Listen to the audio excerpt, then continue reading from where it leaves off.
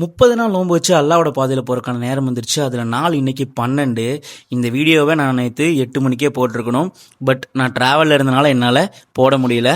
நேற்று என் ஃப்ரெண்டோட வீட்டிலே சகர் செஞ்சுட்டு அப்புறம் அங்கேருந்து நாகூர் வந்து ரொம்ப பக்கம் அப்படின்னு என் ஃப்ரெண்டு சொன்னான். சரி ஓகேன்னு சொல்லிட்டு நாகூர் போயிட்டு தர்காவையும் பார்த்துட்டு அப்படியே கிளம்பிடலாம் அப்படின்னு சொல்லிட்டு பஸ் ஏறினேன்.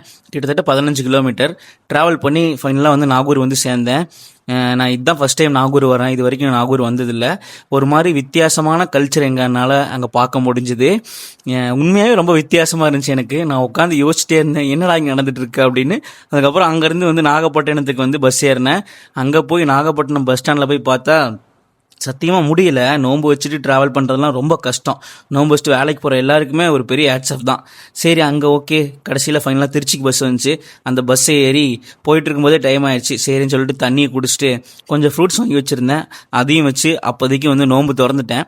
அப்புறம் ஃபைனலாக வந்து ஒரு 8 o'clock வந்து திருச்சி போய் சேர்ந்தேன். சேர்ந்ததுமே வந்து திருச்சியில் ஒரு ஹோட்டலில் போய் ஒரு தோசையும் ஒரு 2 இட்லியும் வாங்கி சாப்பிட்டுட்டு அங்கேருந்து கோயம்புத்தூருக்கு பஸ் ஏறி ஒரு சீட்டை பிடிச்சி நிம்மதியாக உட்காந்துட்டேன்.